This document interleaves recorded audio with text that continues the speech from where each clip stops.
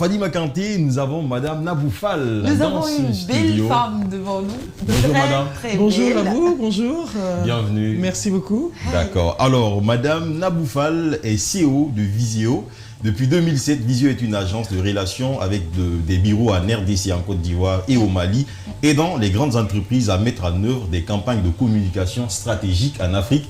Alors, Fadima Kanté, si je dois revenir sur le parcours de notre invité, je passerai 5 minutes à en parler, mais je vais quand même essayer. Voilà, elle aide les entreprises, comme je le disais tantôt, à mettre en œuvre des campagnes de communication. Vous avez été directrice marketing, directrice générale dans les sociétés de télécommunications, conférencière publique recherchée, coach en développement personnel, diplômée en informatique à l'École supérieure de Paris, certificat, et elle a aussi un certificat de leadership de Harvard Business School, pour me limiter là. Et c'est pas tout, elle a aussi un magazine, il faut dire, un roman qu'elle a sorti, intitulé en tout cas, Évasion virtuelle, c'est Oui, ça? C'est ça, un roman.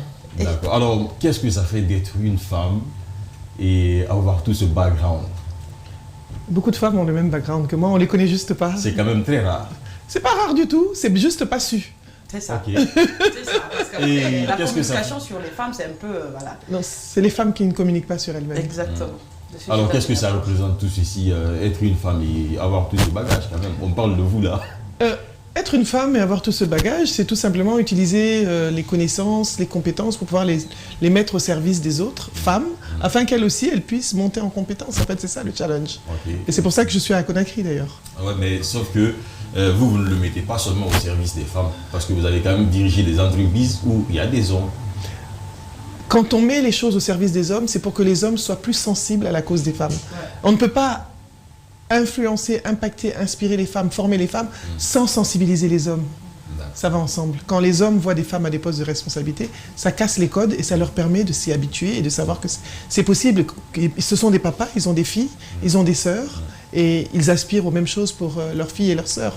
D'accord. Alors moi, je me pose toujours la question, en fait, dès que je vois leadership des femmes, je me dis qu'on pouvait se limiter à leadership tout court. Dès l'instant qu'on parle de leadership des femmes, quand même, on met un peu les femmes à l'écart là.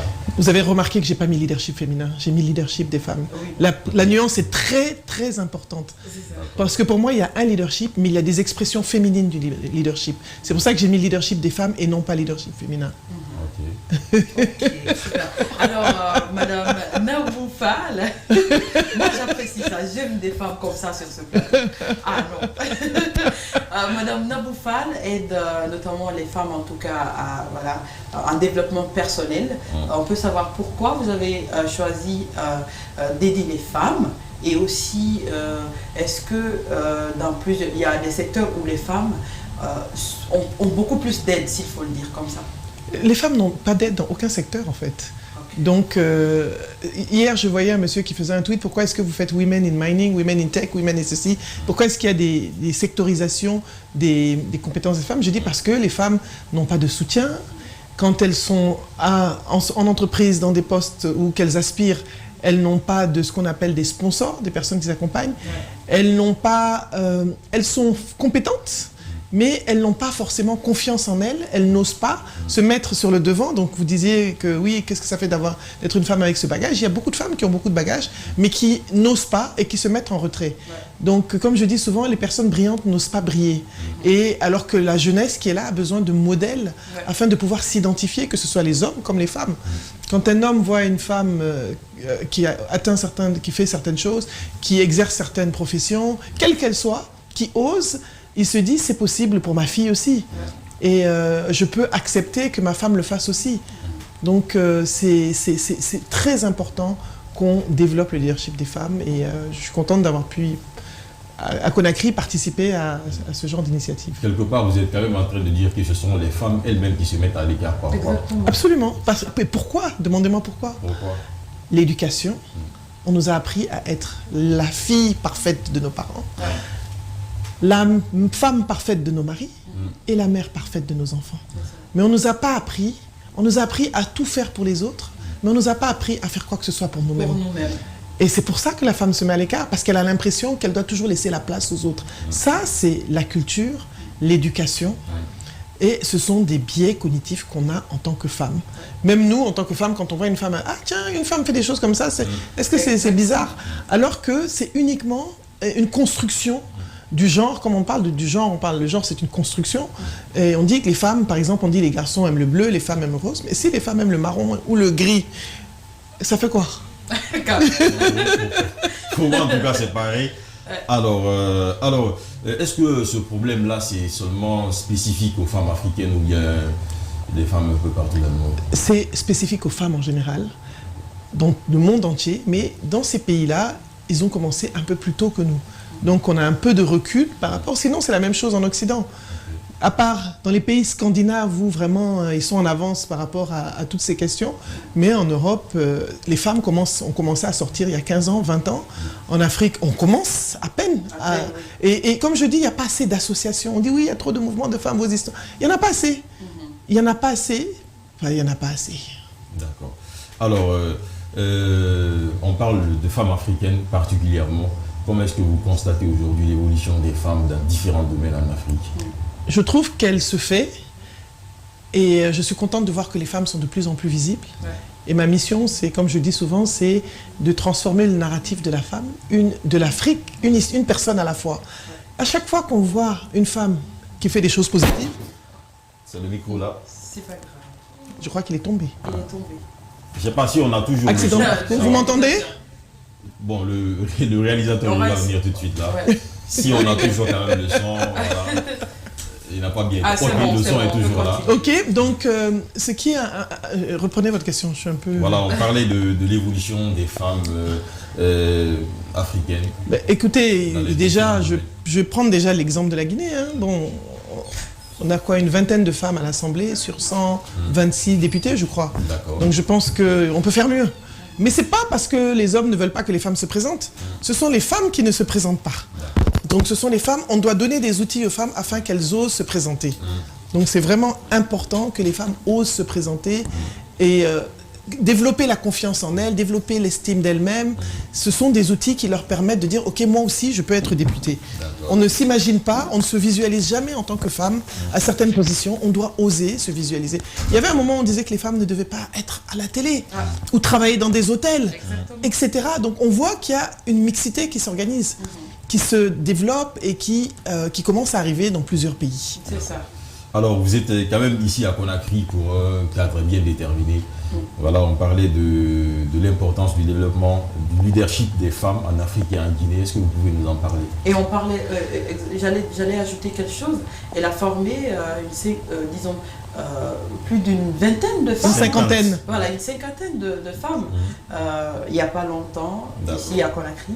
Qu'est-ce que vous avez tiré de ces femmes? Qu'est-ce que vous pensez de ces femmes réellement? Alors, je suis venue dans le cadre de Women's Meeting Day, qui est un événement qui se passe chaque année. Et cette année, on m'a invité, l'organisatrice, Madame Fatoumata Binta Diallo m'a invité, parce qu'elle voulait vraiment qu'on puisse... Vous savez qu'on est dans une période d'accélération digitale avec 2020. Donc, elle voulait qu'on donne des outils aux femmes afin de voir comment est-ce qu'elles peuvent utiliser le digital pour mieux se positionner, mieux positionner leur business et mieux vendre leur image quelque part, hein, et d'autres outils de développement personnel qu'on a fait. J'ai trouvé des femmes qui ont des entreprises incroyables, qui transforment dans de l'agrobusiness, qui ont créé des ONG dans différents secteurs, la salubrité, dans le développement, dans l'épanouissement des enfants. J'ai trouvé une jeune dame qui a créé sa propre marque de maquillage, une autre dame qui a créé sa marque qui fait des épices. Donc j'ai trouvé des femmes qui font des choses incroyables, qui sont inspirantes. Qui sont prêtes à faire bouger la Guinée et l'Afrique. Mais qui ont peur de se faire voir et qu'on ne voit pas. Et on doit raconter ces histoires. Vous êtes là pour ça, les médias. C'est pour ça que les médias sont extrêmement importants dans l'appropriation du narratif. On doit pouvoir parler de la femme guinéenne, pas tout le temps de façon négative. On doit pouvoir montrer ces femmes guinéennes qui font des choses extraordinaires et qui sont des modèles pour leurs jeunes sœurs. Elles peuvent se prendre en charge. La femme n'aspire plus à tendre la main. La femme veut montrer qu'elle peut aussi être une partie intégrante du foyer en apportant de la valeur ajoutée. Et ces femmes qui ont des hommes, des maris qui les soutiennent, donc c'est important. Messieurs, soutenez vos femmes quand elles veulent faire des choses. Parce que si jamais demain il vous arrive quelque chose, qui va s'occuper de la famille? qui va s'occuper de vos enfants? Personne. Ah voilà. C'est ça, parlant justement de soutien et voilà, à ces femmes de foncer, de sortir en tout cas de l'ombre et de travailler, montrer de quoi elles sont capables. Madame Nabou, vous êtes en même temps chef d'entreprise, vous écrivez des livres et tout. Comment est-ce que vous parvenez en tout cas à combiner l'entreprise, l'écrit et le foyer? Je déteste cette question parce qu'on ne pose jamais cette question aux hommes, donc je refuse qu'on me pose cette question. Est-ce que quand on invite un homme, on lui pose cette question? On vous pose la question là. On ne vous pose pas la question à vous, les hommes. On vous pose la question là, c'est pour, en tout cas, expliquer aux femmes que vous pouvez non seulement être dans plusieurs activités, et aussi gérer son foyer. C'est pourquoi on pose souvent cette question. C'est pas une question pertinente. Pourquoi? Parce que nos mamans qui étaient agricultrices, ou alors qui vendaient du lait caillé, dans mon cas, on ne leur posait pas cette question. Pourtant, elles se réveillaient à 4 h du matin, elles s'occupaient des enfants, elles sortaient, elles allaient faire le travail, elles tournaient. Donc, c'était une question d'organisation. Parce qu'aujourd'hui, on fait un travail différent, on nous pose la question. Mais les mamans, les femmes africaines ont toujours été des femmes multiples tâches. En toutes circonstances. Les mamans qui se réveillent tôt le matin, qui vont chercher leurs marchandises, qui vendent au marché, c'est la même chose. Ce qu'il faut organiser, c'est préparer des espaces. Moi, je ne suis pas la majorité des femmes, vous n'êtes pas la majorité des femmes. Nous sommes une minorité. Ce que nous avons comme rôle, nous plutôt, en tant que minorité, c'est de voir comment on peut aider la minorité en créant des espaces. Par exemple, en Côte d'Ivoire, je fais partie d'une association qui a été créée par une dame, qui s'appelle Kadi Diallo, qui accompagne, qui crée des espaces de crèches pour les femmes, les mamans du marché. C'est ça les questions qu'on doit se poser. On ne doit plus me poser la question, mais on doit dire, nous, comment moi, je peux faire pour aider les autres. C'est ça pour moi le vrai challenge. Moi qui ai de l'exposition, qui ai de la visibilité, qui ai de la connexion Internet, qui ai la grande bouche pour parler, comment je peux impacter les autres, inspirer, participer, contribuer pour que les autres puissent se décharger du fardeau qu'elles ont. Parce que j'ai des gens que je paye, j'ai les moyens, donc j'ai pas vraiment de challenge. Parce qu'on fait souvent ce constat que c'est le plus souvent les femmes qui sont en avant, qui ont fait des grandes études, qui sont le plus vues et qu'on accompagne beaucoup plus. Et les femmes, alors qu'il y a beaucoup de femmes combattantes dans les foyers, dans les marchés, qu'on oublie le plus souvent dans le combat mené par les femmes. C'est ça. Je peux applaudir. Non, on fait souvent ce constat. Non, c'est ça la réalité en fait. C'est que le fait que nous soyons là, mais quand on accompagne des femmes, à leur tour, pour moi, ce qu'elles ont appris avec moi, elles doivent le partager avec d'autres. Ça doit être une chaîne en fait. Et c'est ça le leadership. Le leadership, c'est le partage. Le leadership, c'est pas seulement être en position de pouvoir. Je dis toujours, un chef n'est pas un leader n'est pas un chef. Un leader, c'est quelqu'un qui inspire, qui impacte, qui influence et qui tire les gens vers le haut. Et c'est ça le leadership en fait. Et si moi j'ai appris de quelqu'un, j'apprends quelque part. Je suis toujours en train de me former d'ailleurs. Tous les jours, je suis toujours en train d'apprendre quelque chose. Ce que j'apprends, je le partage. Et je pense que ce que j'apprends aux personnes à qui je partage, c'est de partager avec d'autres personnes. Et imaginez, on crée une grande chaîne comme ça. Ce que j'ai semé comme graines ici, ce sont des plantes qui vont pousser et ça va avancer. Et voilà. C'est ça. Alors l'autre problème principal des femmes, ici en Guinée, c'est le mariage précoce. Absolument. Voilà le plus grand obstacle aujourd'hui pour les femmes de s'émanciper en Guinée. Pour vous, à quel âge une femme doit se marier aujourd'hui, ou bien dans quelles conditions? À quel moment, en tout cas, la femme doit se marier? Une femme doit se marier quand elle se sent prête pour se marier. C'est ça. Quand elle a décidé. À quel âge, je ne peux pas donner un âge parce que c'est quand elle a pris, c'est la décision de la femme qui compte. Ce qui est mauvais, c'est qu'elle soit forcée à se marier. Une femme doit se marier quand elle... Moi, je vais vous raconter une histoire. Ou qu'elle se marie et dépend de son mari. Moi, ma mère s'est mariée très tôt. C'était comme ça. Elle s'est mariée à 16 ans avec mon père.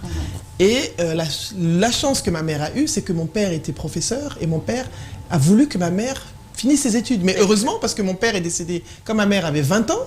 Et donc, si elle n'avait pas eu cette formation, elle n'aurait pas pu continuer ses études, se battre pour pouvoir avoir une bourse et s'en sortir. Donc, ce qui est important, c'est vraiment de laisser les filles étudier. Quand on étudie, on réfléchit différemment. Quand on étudie, on a la possibilité de s'exprimer. Je pense que aujourd'hui, en tout cas, on n'est pas il y a 40 ans ou il y a 50 ans, on doit pouvoir laisser les filles choisir et décider. En Occident, quand quelqu'un veut se marier à 16 ans, les parents disent « tu es trop jeune ». Et c'est ça qu'on doit dire aussi ici, chez nous, en Afrique.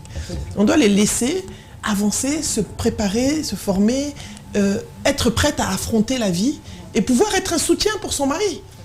Mais quand on épouse un enfant, une enfant, comment est-ce qu'elle peut vous aider? Ça devient compliqué. Nous sommes à quand même 1 minute de la fin. C'est ça. Je suis bavarde. Un message que vous pouvez passer rapidement avant qu'on... Sinon, Fadima, s'il te plaît, avant de vous passer le message, je ne sais pas s'il y a On a quelques que 3 secondes. minutes. S'il y a quelques secondes, elle peut répondre à cette question. Vous qui avez côtoyé des femmes dans différents domaines, en Guinée, au Mali, en Côte d'Ivoire, comment est-ce que vous faites une comparaison entre ces femmes des différents pays? Eh ben, moi, je trouve que ces femmes ont toutes le même potentiel. La femme guinéenne est une femme qui, très tôt, avant, dans l'histoire de la Guinée, il y a eu des vrais activistes en Guinée. Et la femme guinéenne est une femme précurseuse, en fait. C'est juste, le problème, c'est pas la femme guinéenne, ivoirienne ou malienne. Le problème, ce sont les modèles qu'on donne à nos jeunes filles. C'est pour ça qu'on doit avoir des femmes comme elle, des femmes comme moi, comme d'autres femmes, afin qu'elles puissent s'identifier à des modèles. Et c'est ça le vrai challenge. Et ça, c'est le challenge au Sénégal, au Mali, en Côte d'Ivoire, en Guinée. Pour nous, une femme qui avait réussi, c'était une femme qui... il y a eu différents stages. Il y a eu la femme au foyer. Moi, je pars du principe qu'une femme au foyer qui a décidé de rester dans son foyer, c'est une réussite. Pour moi, une femme qui doit assumer ses choix, quels qu'ils soient. Et c'est ça, quel que soit le pays. C'est ça. Il faut avoir estime en soi, assumer tout ce que vous faites dans la vie. C'est pas parce que vous êtes femme que vous allez reculer. Foncez comme les hommes. Foncez en tant qu'une femme. Les femmes prennent le pouvoir quand même. C'est ça. Alors la question de Fadima, quel est le message que vous avez à lancer à toutes les femmes qui nous suivent en ce moment? Alors, je veux dire à toutes les femmes qui nous suivent en ce moment de se former, de s'informer, de s'éduquer, de ne pas arrêter d'être curieuse, d'utiliser le digital à des fins constructives afin de développer leur business. Et surtout, comme je dis, ce n'est pas un combat avec les hommes, c'est une conversation avec la société afin qu'ensemble, on puisse construire une société africaine qui soit plus équitable, plus équilibrée, où la femme trouve sa place et où l'homme est rassuré par la femme. Merci beaucoup, Madame Nabou Fall. En tout cas, ça a été un réel plaisir pour moi d'être sur ce plateau. Merci. Parce que c'est une dame que j'admire beaucoup. Je vais dire ça, elle est belle dans la tête et elle est très belle dehors. Alors, parce qu'on parle de femmes, on se quitte avec ce clip de Klaba et Mohamed Djabi. Le titre qu'il nous propose, c'est Mali Mousso. Ah. Au revoir. Au revoir.